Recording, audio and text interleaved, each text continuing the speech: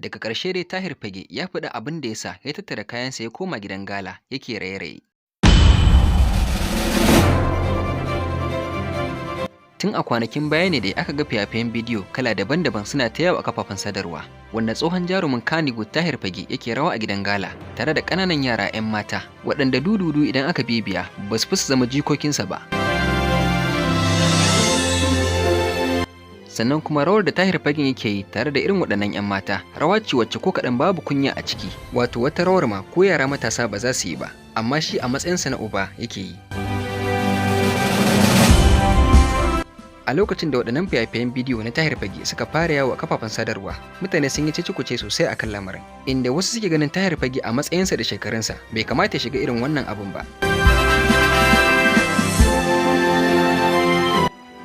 To kasancewar maganganun mutane sun yi yawa akan lamarin, shi yasa Tahir Fage ya yanke shawarar fitowa ya magana domin kowa da kowa ya fahimci halin da ake ciki da kuma abin da yasa yake yin rawar galan.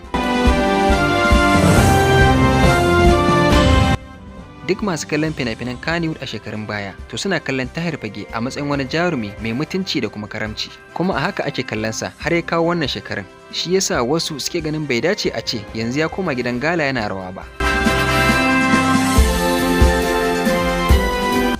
Saboda yawanci gidan gala wani guri ne da ake sheke aya ake iskanci, wanda ko kare aka ajiyo ba zai ɗauka ba. Shi yasa yawanci jaruman Kannywood suke nesanta kansu ko kuma suke barranta kansu da gidajen gala, duk da cewa gidajen gala ɗin suna da alaƙa da fina-finan Kannywood, saboda waƙoƙin da ake yi a cikin fina-finan na Kannywood su dai ake hawa a gidajen galan. Shi yasa ake ganin Kannywood da gidan gala kamar ɗan Juma ne da ɗan Jummai.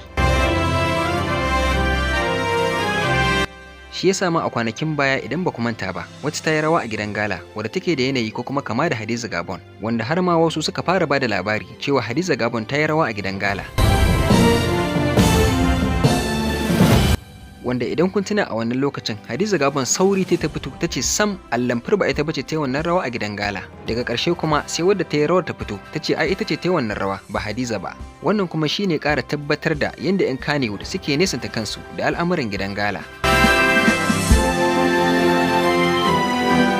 To shi ma dai Tahir Fage ganin cewa surutai sun yi yawa akan rawar da yake yi a gidan gala, shi yasa ya fito ya fayyace komai, inda yake cewa akwai wata rashin lafiya da ya taɓa yi kamar zai mutu, domin har ma ya fara haƙura da rayuwa saboda ba shi da kuɗin da zai ɗauki nauyin wannan rashin lafiya tasa. Duk da cewa kuɗin da zai kula da lafiyar tasa ba wasu kuɗi bane da suka taka kara suka karya, wato ba wasu kuɗi bane masu yawa.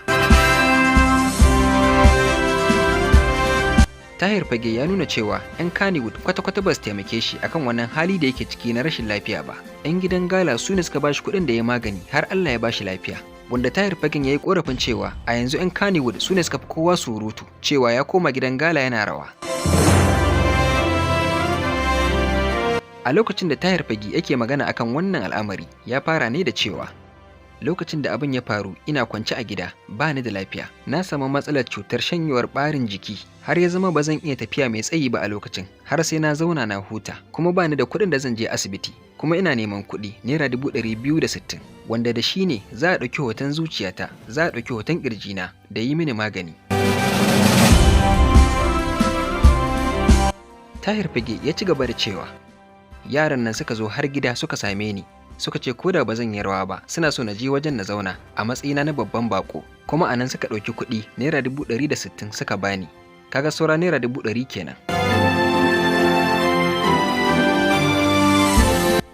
A lokacin naga duk wanda ya faɗa ruwa aka bashi takobi zai kama don yana neman ceto, da na je wajen na zauna sai masoya suka roƙe ni da na tashi ko tsayawa na yi akan fulo. Suka samo tsohuwar waƙar da na hau tun a fina-finan baya suka saka, sai aka riƙa yi mini liƙi, wanda kuma alhamdulillah a wannan lokacin na samu cikon naira 100 ɗin da nake nema da zan haɗa a yi mana aikin, har ma da wasu kuɗin da na rike a hannuna nake ci da iyalina a lokacin da nake zuwa asibitin.